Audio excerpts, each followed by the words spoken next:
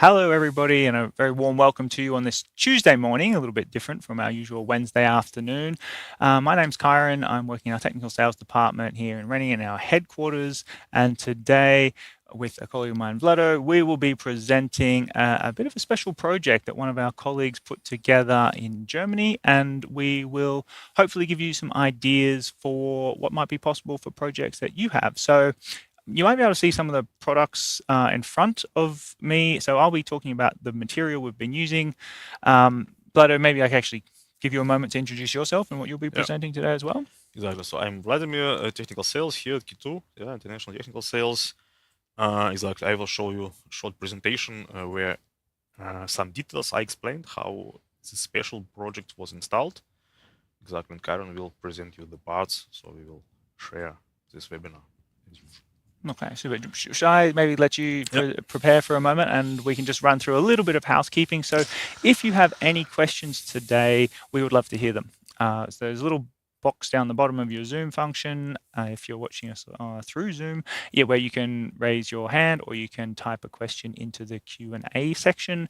We will be able to then get back to you directly through the questions there. If you have any topics, for example, the sound drops out or I don't know, the picture's not quite. Feel free to put them in the chat function. But if you have any technical questions or questions about the project, please put them in the Q&A version. We will also be, or we are recording this today. It's actually live on YouTube as well. So if you do want a recording, you can just go to the YouTube channel and we'll probably send that out in the follow-up email that you'll get tomorrow or later today. And other than that, I think we are ready. So enjoy. I'll pass you over to Vlado.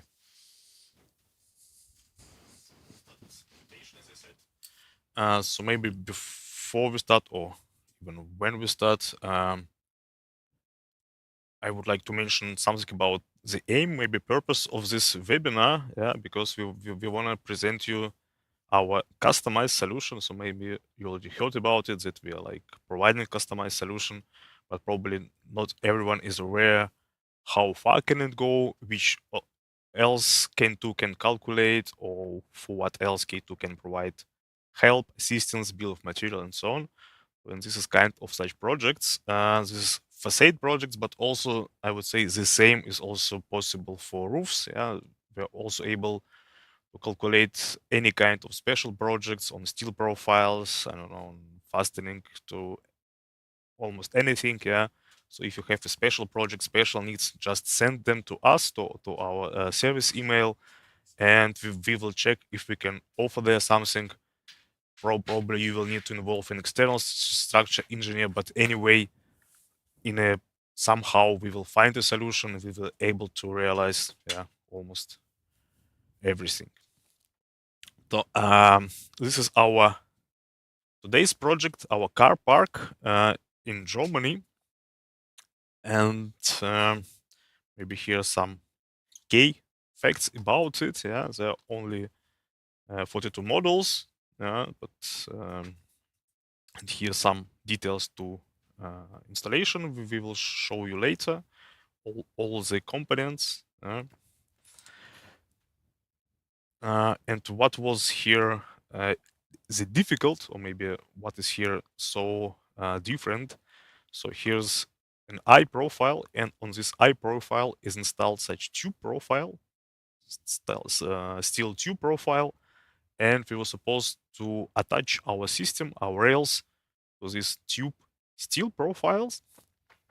How did we solve it? We installed two rails perpendicular to this steel profile, to this tube steel profile, attach our rails to the steel profiles, and just clamp the models on the short side. Please be aware or pay attention to the size of your model.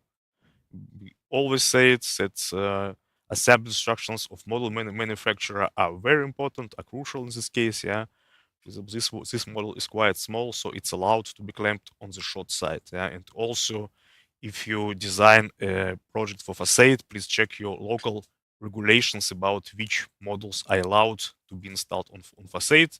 If there are any special requirements, dual glass or something else, please check it, yeah, in advance. So in this project, we provided to the customer structural calculation for our rails and the loads on the rails and on connection, yeah, to this tube profile. And our custom involved an external structure engineer to calculate the forces on L adapter in this case, or such L profile, yeah, in order to verify connection of our rail to this tube profile. And the customer used such special screws, special steel dowels, hollow profile fasteners as they called. Yeah. Now we will show you a bit about these fasteners. Yeah. It has like a special dowel, and the dowel is opening, so to say, after being screwed in. Yeah. And in this way, this screw is holded, and our L adapter cannot move. Yeah. So let us proceed with our components. Exactly. So there are our components, and Ciaran will show you them in detail and how they are installed in this project. Thanks, Vlado. So, as hopefully most of you know, we have a range of rail sizes and types, and most of them you'll see in the software base. So we have our solid rail medium, solid rail alpine. It goes on and on. We have quite a few different products, which is a bit of a decision of what we're going to use for the different projects. And in this specific project, we've decided to use our solid rail alpine, which is not what I would call our extra heavy rails. We actually have ones that are a little bit bigger as well. And this decision was made from the static team about which rails would be suitable. And then from that, it's effectively our facade multi-rail solution. We're using a lot of the material from that. And if we put this maybe on the side here, Klaus, you can just have a look at this top part here. And so this is more or less the same as our facade WallPV solution where we're clamping instead of the insertion rail. So on the two rails, this is obviously one of two. We have a little module holder, which is an assembly helper, more or less. We're going to place the panels on this, and they sit there before they are actually clamped down. Underneath that, we have an anti-slip plate. So if there was to be any loosening of the clamps or of the holder here, that there is a fixed or a hard fixing. So this one's screwed in, whereas the products above and the clamps are obviously with bolts. This is a hard connection, or let's call it a hard connection. So we'll have our one of these. Our panels are just going to be placed on top, and then we are clamping with our regular clamp. So this is like a clamp solution. Right, our panels are going to sit on top, and we can just clamp it on top. So most of the facade systems we use are actually with our insertion rail. However, and as part of our standard solution, there is one option with the multi-rail. However, you can use the clamps with any other system, really. If you have a vertical running rail, you could put clamps on it. It might just not be a standardized solution. And so this is what we've done here, and which, as Vlado said as well, it's a little bit different because we're clamping on the short side of the panel, right? Again, if we're comparing to our multi-rail WallPV, it's only got landscape option. But in theory, if you can place the rails in the correct spot to align with the clamping position of the panels, you can also do something like that with these rails here. So in this specific project, we had a tube, which we're just going to represent by this piece of metal, more or less. And that's then fixed to the double T-beams or the I-beams. We are placing something on the back to ensure that it is going to sit like so. And this fixing at the back is also standard products from us, which are used in a non-standard way. And if we look from the side, over here. So up the top, this is our effectively also an anti-slip plate. So it's fulfilling the same function over here, but in the one over here is holding the modules or ensuring there's no movement of the modules. This hard connection here is ensuring that there is no sliding of the rail down the wall effectively. So as this is our solid rail, we have just a T-bolt at the bottom, which is fixed in. Usually we would fix this and obviously run this horizontal, this rail, but in this case, we're doing the same thing and running it vertically. The adapter that we're using here is just a replica of what was actually being done on the project. So on the project, we have a larger L adapter, or sorry, an L bracket with 2 bolts down the bottom, but the concept is more or less the same. We're fixing on here, right? The connection is between this T-bolt and our rail, and in case there is of any slippage, we also have a hard stopper above it, so as to stop anything sliding down. So there's sort of extra levels of safety being added on both sides, and that allows us to place these rails running vertically, which is a little bit different. So in this project, we've used a third-party product for the horizontal rail, right? So this tube, I'm not sure whether it was already in existence on the project. So we've actually just kind of effectively put our product on an existing rail. We do also have the possibility in some projects to add this horizontal rail as well. So we have bigger rails and stronger rails. So in certain projects, other projects than this one, we've also added the horizontal rail as well. And sort of the level of where we're connecting our rails to just kind of depends on the situation that you have and what is already there. So what we did today, or what we did in this project, was with our little stoppers and the clamps, but in theory, you could do the same thing with the insertion rail. So had the customer wanted to do an insertion rail system, it would have more or less been the same. We've got our vertically running rail. We can forget about the top part.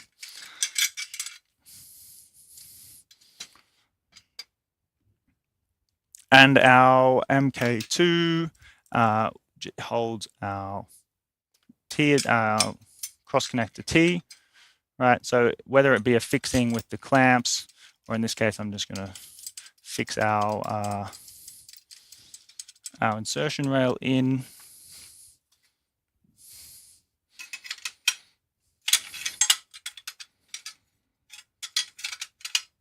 Right, we could have also done this and had this on the system as well. So this was a choice from the customer, the clamp system, but an insertion rail system would have been just as possible. And if you have something like this where there's an existing structure and you're not quite sure how to fix to it, you can always get in contact with us, because we will more or less have an idea, or if not a specific product that can fix to that structure. And then the option is just up to you.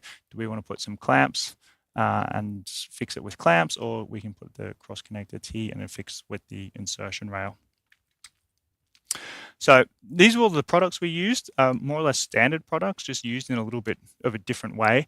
And I think we've also got some more photos of how that can be seen. So I might pass back to you then, Vladimir. Exactly. There are some additional pictures of installation. So here, for example, you can see our anti-slip clip for module support. Here are our clamps. This is our L brackets. And here also some additional pictures where you can see how the modules are connected to this steel tube.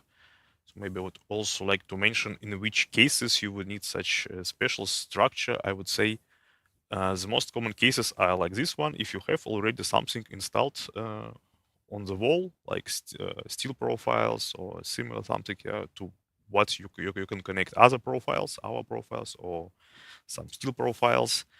And another probably very common situation, if you have a sandwich profile, where sandwich profile manufacturer doesn't allow any WallPV.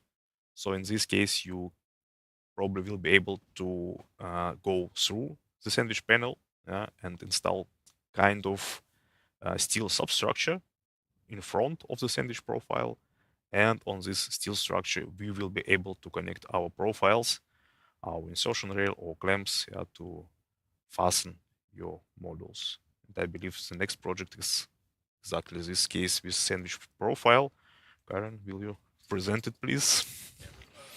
This was a project that we've already done in Germany, actually, where, as Vlado was saying, it wasn't able to fix to the existing sandwich panel. So the insulation panel manufacturers often have quite strict rules about and have done their tests on how much load you can weigh directly to the outside sheeting of the insulation.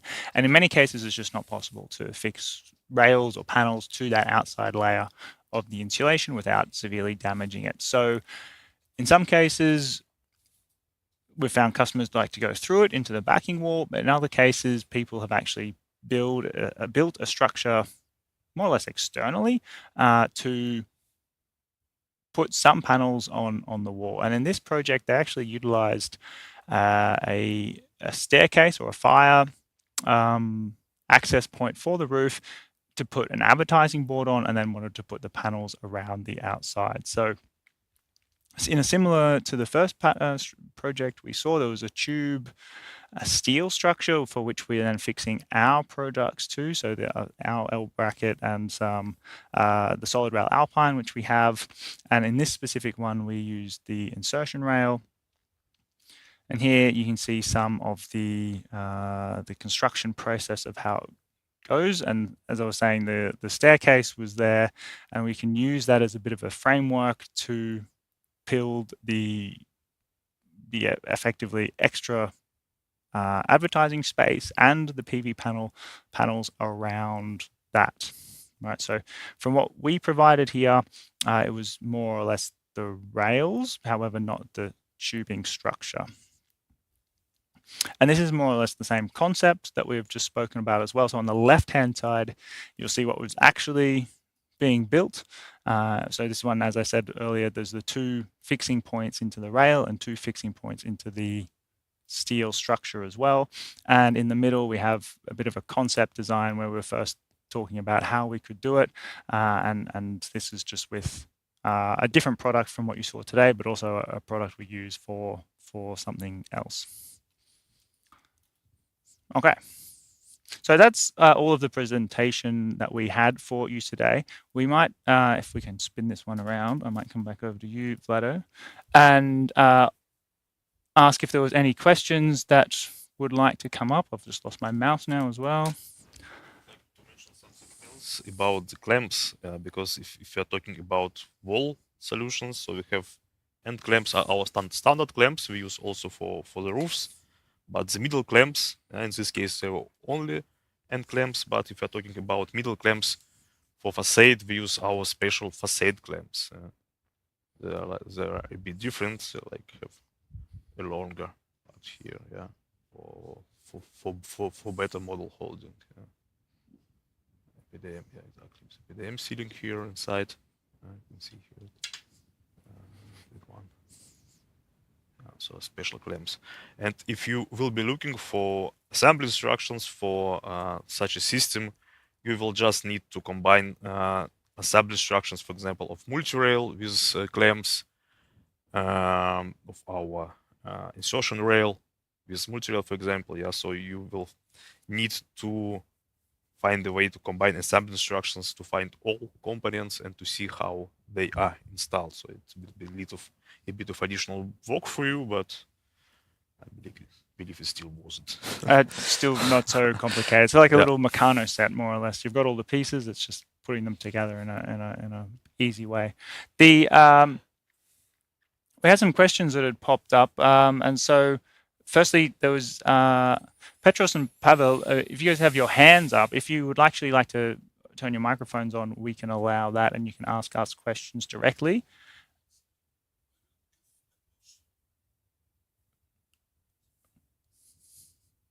And so I think we can turn your microphone on, but you then also have to unmute yourself. I think that's generally how it works. But while we wait, we also had another question coming in about the largest panel size you can mount. So we don't really, or how do I rephrase this? For this type of project, the panels are there, more or less. We are going to clamp where they are, and if the panels can align with the existing structure, or I'll rephrase that, if we can align the rails with the existing structure in a way that is suitable for the panel, then it's okay. So it's not so much if the panel is bigger or smaller as much, that's so much of the issue. It's more, does the panel and the clamping size align with the building that is in existence? In some cases, it might be a little bit different where you have a really large panel and the structure is quite weak. So then per panel, you cannot get so many fixings in, and that there might be a technical, like a structural reason for why you can't do it. But generally speaking, from our side, for this system, there is no reason why you couldn't have smaller or larger panels. One other thing that comes up is installation, though. So for the sort of 2.5 meter panels, like the 3 square meter panels, the installation is a little bit harder for people installing, and also you have a different working at heights setup, whereas on the roof you can delegate the whole, or delineate, sorry, the whole roof to be a sort of safe area. When you're working on a facade, you're obviously going to be either lifting it or on a scissor lift, and then so you're going to kind of change your safety aspect of how you will install it. So this is not a reason to do one or the other, it's just things that you might need to consider if you are going to looking to use the larger panels. Yeah, for example, if you want to use larger panels and install them portrait, so probably you will have to use insertion rail, because clamping on the short side is usually not allowed for bigger panels. Yeah, and that's more to do with the panel side of things, though. Like the panels have done their tests, the panel manufacturer have done their tests. What do they allow, and what is that possible?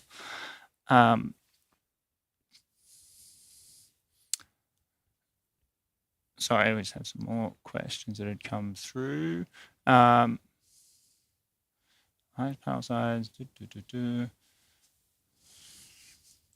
Oh, this one's also working. That makes it a bit easier.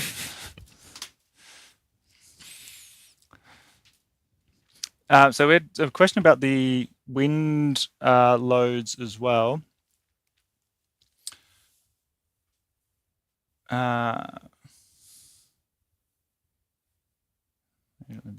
So, I mean, generally speaking, facades are a building, and that building experiences different winds. So whether the building is surrounded by different buildings, or if it's open space, so as in one of the comment questions was about carports, then that gets attributed a value in the static calculations that we do, which are defined by the Eurocodes or the national annex, which you might be using. And that value is then put into our equation, or the equation of how much load will be on.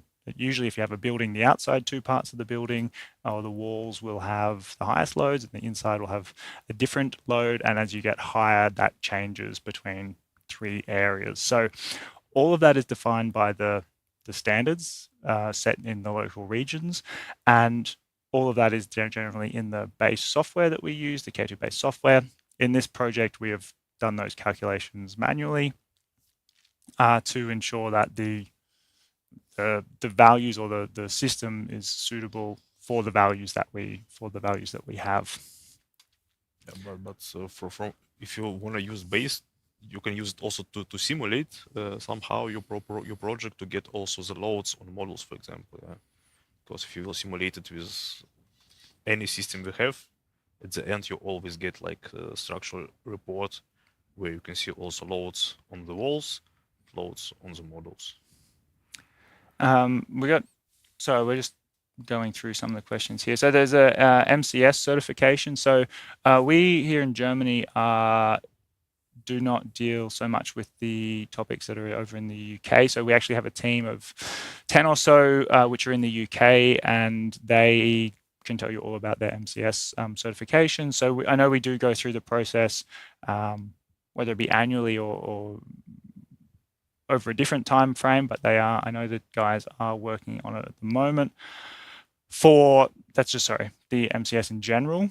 I'm not sure exactly what products or systems are covered in the MCS. So we have an info page for the UK team. Maybe we can put that in the chat as well, because all of the UK technical topics are best discussed with the UK technical team.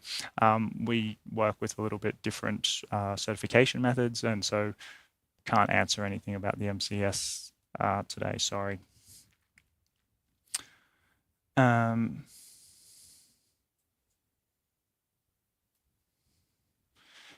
just also on the panel testing, so we have tested different sizes of panels, but we're also not really testing for the panel, we're testing for our products. And if there's a small panel with a high load on it and our products break, well, that's just as bad as a large panel with a small load on it. So we don't really test with panels, more or less, as in we do tests with panels, but we're not testing the panel size, we're testing our products. And the values you get can be depending on the small panel or the different panel or the larger panel. That doesn't really matter. It's more about what's the force or the suction going onto that panel, and then goes through into our products, and then we get our values, our resistance values from them. Yeah, and also the size of the panel often defines the distance between our rails, between our fasteners. So in this way, it's important for us, but we don't test the panels. Yeah, and that's a big part of actually what the sort of our system is doing. It's the interface between the PV panel and the roof, and it needs to deal with the specifications from the panel. So if the panel says clamp it here, we recommend, and we would say, and we do our test by clamping there.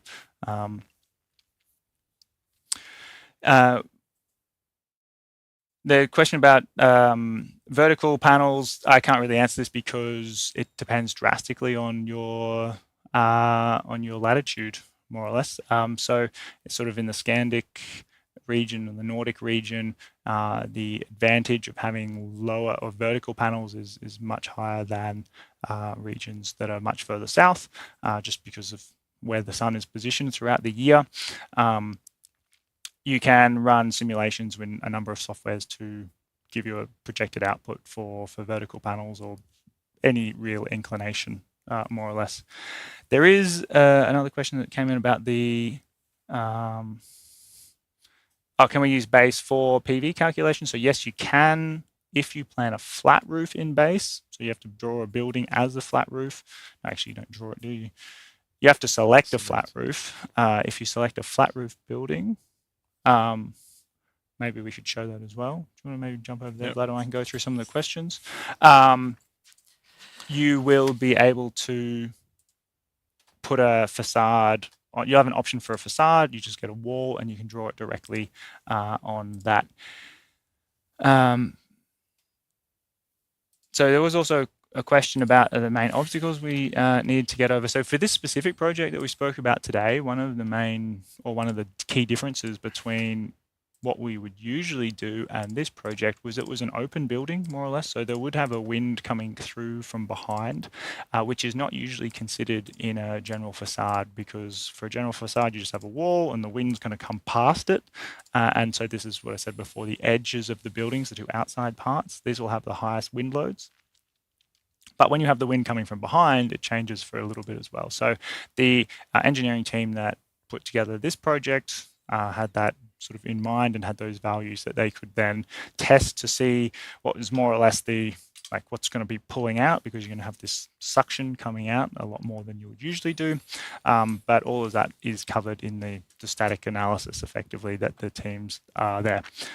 Vlad, it looks like you're ready, so I might pass back over to you. So let me show how to design a wall in our software. So here you're just putting the same usual stuff like address, customer, and so on and so on. Next, you have to fill this one with loads, failure consequence class, terrain category, so usual stuff. And then you are getting to building. You have to click on flat roof, and now select wall instead of the roof. Now you have the choice. These are wall materials we can calculate in our software. So like 4 types, and then you will have to design your wall. You can here adjust length, height, And very important is also the depth of the building. It's coming back to the question about structure calculation, about loads on the models on different wall areas. So it's defined here. Let us put some wall thickness. Yeah, let us make a sample design here. Save the model. And you will see now that here also on the results you have 3 different areas on the wall. Yeah, and his yellow area is closer to the edge of the wall, so here the loads are a bit higher. Here in the middle you have not so high loads, and here again like area with higher loads. And it's calculated, yeah, for all areas, and you will get like our our usual calculation for structure. And here also loads on the models. Yeah, you also have, as usual, as also for flat roofs, to compare the loads on the models with assembly manual of model manufacturer to see if it's okay to use this model for this project, for this installation.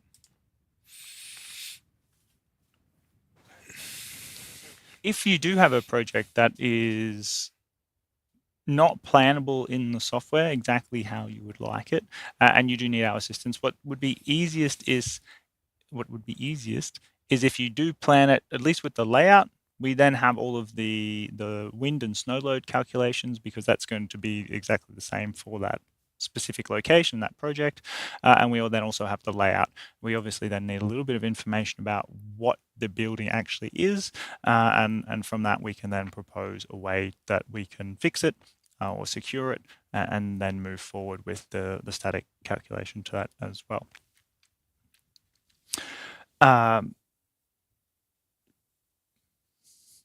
So I just had a question as well that came in.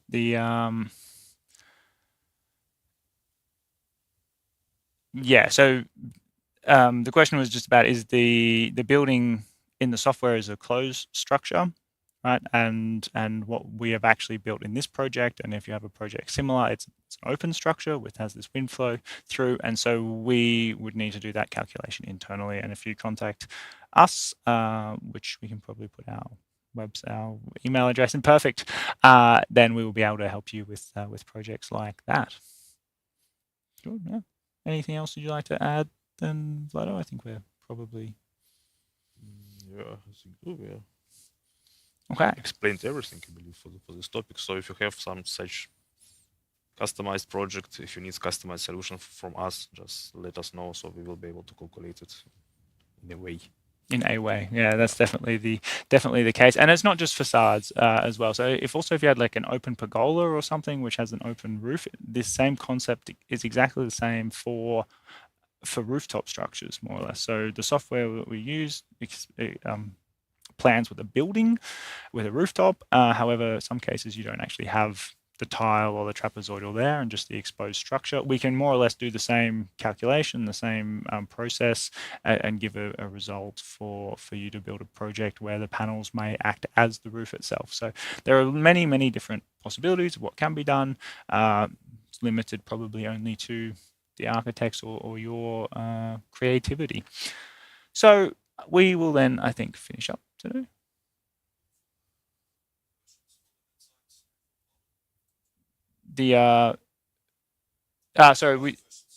Pardon? Live questions. So we also have the option for live questions. So Pavel, we have probably waited a little bit long, but if you would like to turn your microphone on, sorry, you can ask us a question, and we can discuss anything that is there.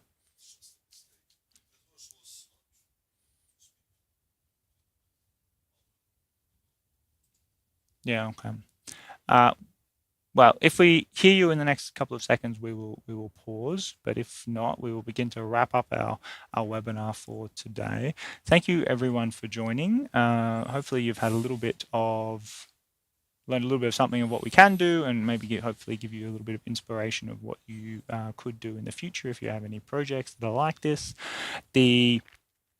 Next webinar is just coming up in the chat as well. Well, so it might not be the next webinar, but one in the future will be a webinar on fall protection and on fall protection with guardrails, which is in combination with actually a company we've been working with for a little while. So Solid C, we work closely with on seam roofing, and we're going to be working with them on fall protection as well. So if you're interested in that, it's more flat roof, commercial size projects, please feel free to join up. We would love to see you there.